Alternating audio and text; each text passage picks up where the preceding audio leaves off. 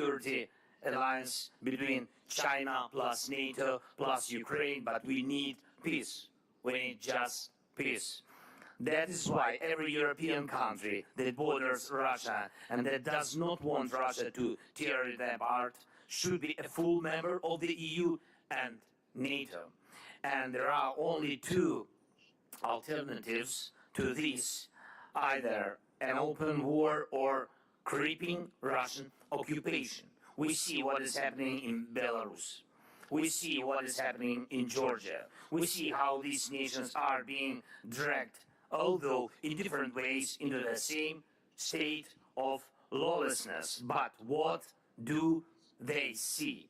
If even Ukrainians who are proving our commitment to freedom and the values of a united Europe with blood have not yet heard a clear positive answer about joining the EU and NATO, the hopes of the others are becoming completely elusive.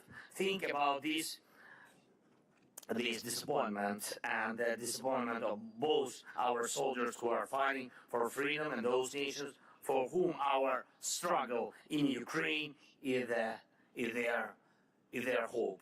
And this year is for decisions, and this is the short point I would like to emphasize. In summer in Vilnius, at the NATO summit, the clear invitation to membership for Ukraine is needed, and the security guarantees on the way to NATO membership are needed. In fall, on our accession to the EU, clear positive decision is needed, and we are also preparing for peace summit, which will guide the world majority to implement the joint peace formula. And it is global needed. The time has come, and the doubts must vanish. Positive decisions for Ukraine will be positive decisions for everyone. A security base is obviously for Moldova.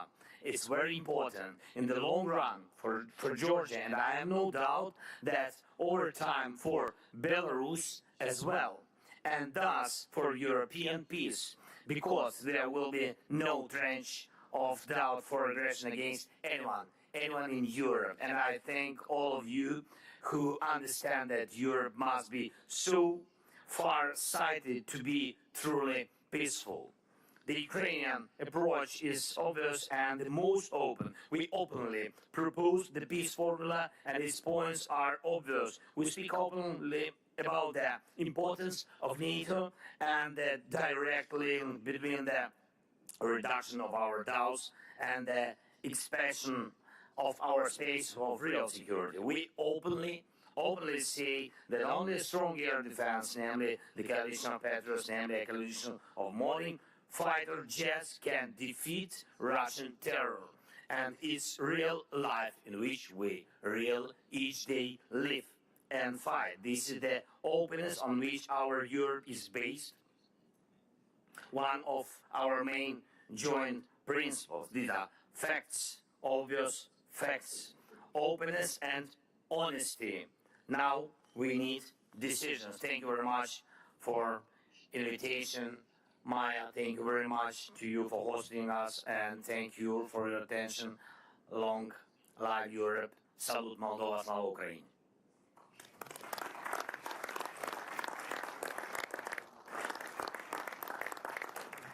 Thank you very much, Mr. President. Thank you for coming. Thank you for your courage and the courage of the Ukrainian people who keep Moldova safe, literally.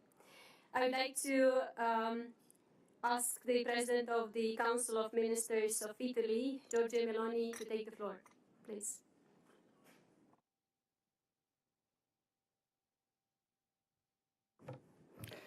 Well, thank you very much. I want to thank President Sandu. I want to thank Moldova for this very important event, for the role that Moldova's playing in these tough times. And my greetings to all the colleagues. I think that this event has a particular value and a particular flavor. For we celebrate it while near from here, Ukrainians, President Zelensky impresses the world, showing how difficult it can be to band a free people and a sovereign nation. And doing it, we know that they defend also our security and an international law without which no one tomorrow would be safe. And we celebrate this event here in Moldova, which is another nation which would risk an aggression if Ukrainians didn't defend them as they are doing, and if we didn't help them doing that. And we celebrate this event in a time in which different crises we've been facing, the pandemic crisis and now the aggression of Russia against Ukraine, show us our difficulties. But it means also an occasion. For crises, they are always an occasion. The occasion of discuss ourselves and go deep in the problems we have, trying to understand what didn't function to solve it. So why do we are here? We are here, first of all, I think, to remind ourselves that Europe is not a club. It is not simply rules, and it is not simply interests. Europe is, moreover and before everything, a civilization, which was founded on the idea that men are free and equal. Values from which depend also ideas like solidarity, subsidiarity, rule of law. We are here to remind that we will not allow that those principles are discussed, that those principles are destroyed by who thinks that can bring us back to the most difficult years of the past century. And that is why we will be near Ukraine, helping Ukraine at 360 degrees for all the time that will be needed.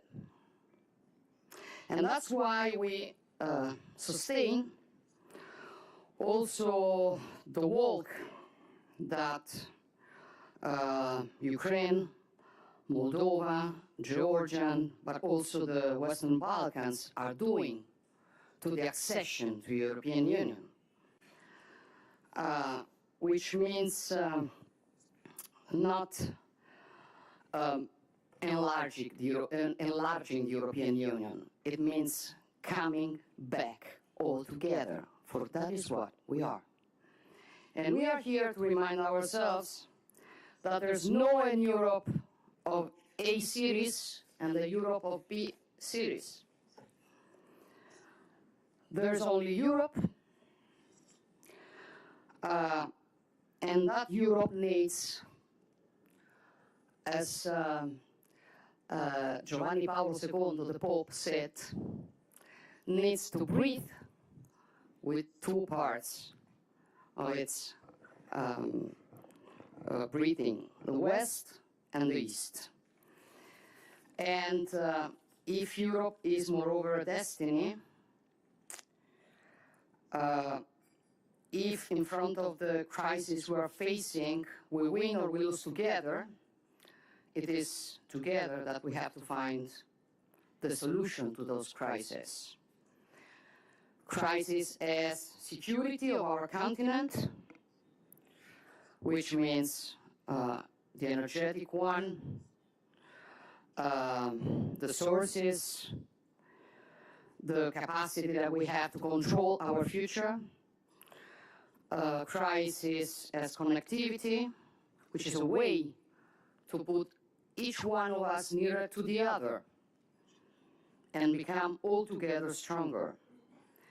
And crises or problems are those that the geopolitics puts in front of us. And I think we should remember also the relations with our global partners. I think, for example, about Africa, for they need us also not to be victim of that narrative who wants to say that there's a West and all the rest. And it means also solving problems that we have to face, like, for example, illegal migration, that we have to solve also only if we help those nations. It means there's lots of work to do, but we have to do it. If we want a Europe, after being protagonist of the past, is a protagonist also of the future. Thank you.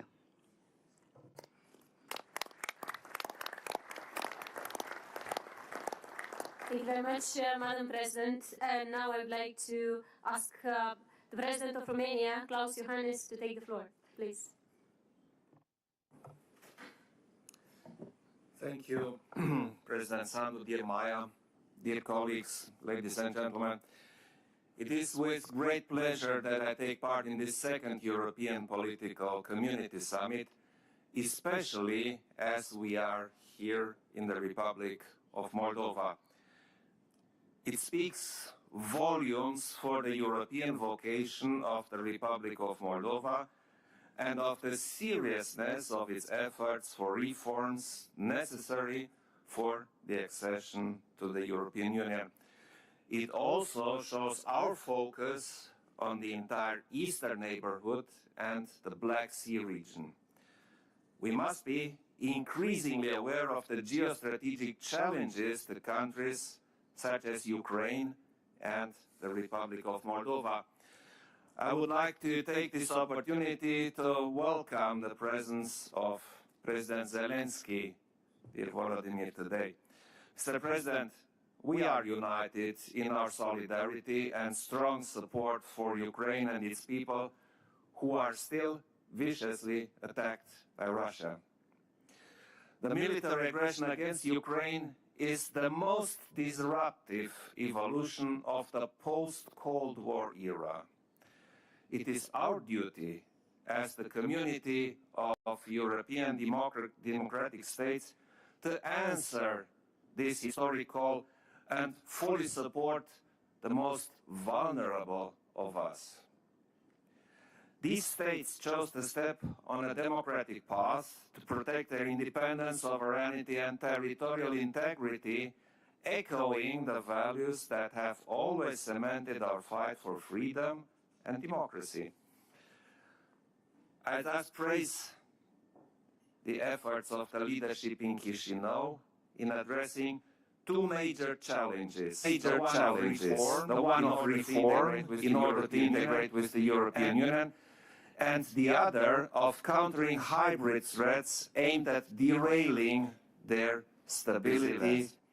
Romania has offered crucial support in coping with these challenges, sharing our expertise in European affairs to accelerate the reforms and start the EU accession negotiations this year, and providing substantial financial and sectoral assistance.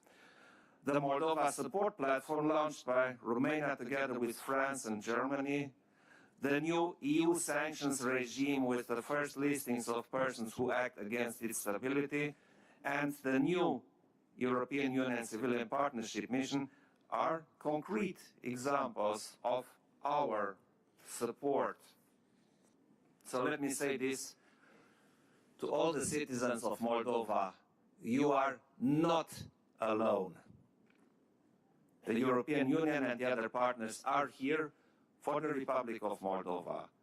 Strengthening the Republic of Moldova also means consolidating the strategic resilience of Europe. What we need to do is make our support more visible to the citizens of Moldova. They need to see concrete improvements in their day-to-day lives. This is crucial for the success story of the Republic of Moldova. Dear colleagues, dear President Zelensky, our summit needs to powerfully reaffirm our unwavering support for Ukraine and its people in defeating the Russian aggression and rebuilding a peace founded on the principles of the United Nations Charter. It should also be a reflection of our joint capacity to advance peace, stability, and democracy in Europe and beyond. Thank you. I wish you all success. Thank you very much, Mr. President. And now I would like to invite the Prime Minister of the Netherlands, Mark Rutte. Mr. Prime Minister, the floor is yours. Thank you so much, dear friends. Our meeting today in Moldova speaks volumes. That country borders on Ukraine, and here the Russian threat is palpable.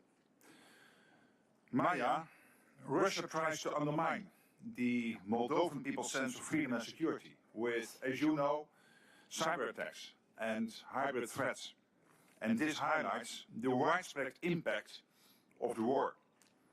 We are all deeply impressed by your resilience, of you and your people, and also by your personal leadership.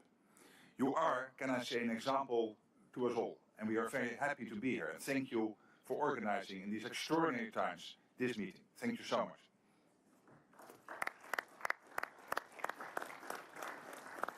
In the run-up to the summit, I was reminded of a quote by the Irish writer George Bernard Shaw. Liberty means responsibility, he said, and that's why most men read it. Today, we, more than 40 heads of state and government, have gathered here to take responsibility. United in our conviction that we must do whatever is necessary to restore peace, security, and justice in Europe. And I could elaborate about those efforts if I had more time, about how crucial it is to sign up to the Register of Damage we established in Reykjavik at the Council of Europe Summit, about the need for even more countries to speak out against Russia's war of aggression, countries in Africa, for example. Instead, I want to confine myself to one key point. Ukraine must win. And we must do all we can to make that possible. Like building an international fighter coalition to enhance the capacity of Ukraine's Air Force. Together with Denmark, Belgium, the United Kingdom, and help of others, the Netherlands will start training Ukrainian pilots on F-16s as soon as possible. I believe this is an essential step in ensuring Ukraine can defend itself, also in the longer term. But we also need to expand the existing Patriot coalition, in which Germany, the US, and the Netherlands are participating. We have seen what these systems do to protect, for example, the people living in Kyiv. But you are using them at high speed. So we need more, and we need more countries who own Patriot systems to get involved. And I will at least today try to convince as many partners as possible. I don't need you to tell you how much is at stake. Every day we see these terrible images. Yes, from the front lines of the war, but also from Kyiv and other cities in Ukraine. And we all know this war will not simply end by itself. And this is my final message. Because we all know, as in every war, there will be setbacks, especially in those times. And we don't hope setbacks will come. But if setbacks would come, particularly then, Ukraine must know that they can count on all of us. That in those times, the answer has to be more humanitarian support, not less. More financial support, not less. And more military support, no less. Volodymyr, this is our collective commitment to you. And thank you for being here. The watchword at this summit is responsibility. And it is the only answer, I believe, to the question of how we should deal with the challenges we face. Today, we will take new steps forward. Yes, we are taking responsibility. Because Ukraine must win this. And I'm absolutely convinced Ukraine will win. Thank you all.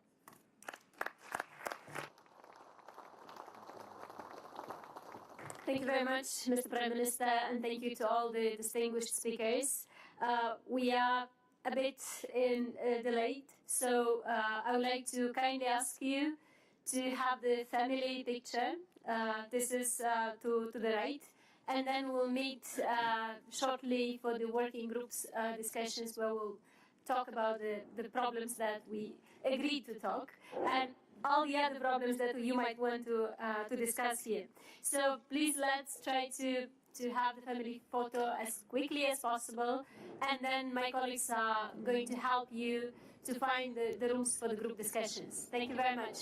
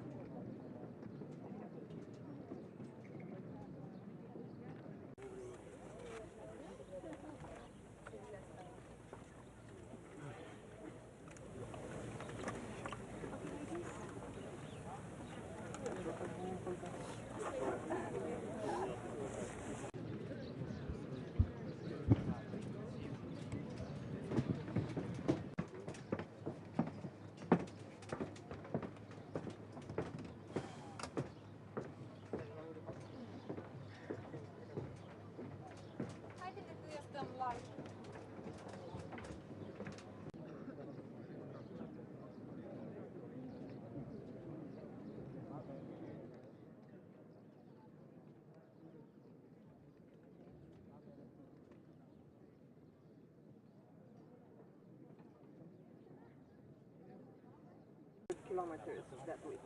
Yeah, it's crazy. Where did you stay? It is preparing new borough market, so yeah, we have to. Luckily, the subway. Because last time it didn't.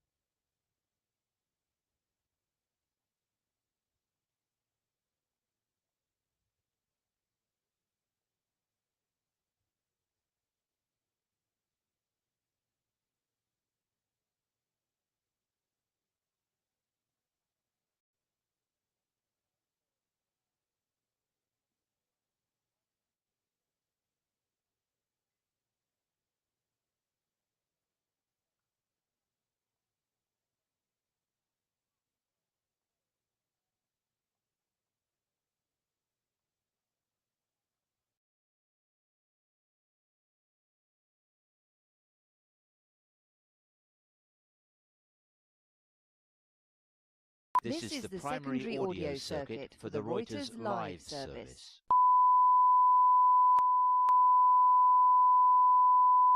This is the primary audio circuit for the Reuters live service.